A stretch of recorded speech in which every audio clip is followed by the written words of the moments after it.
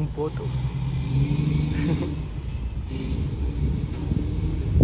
Mira los aves como cambian de colores.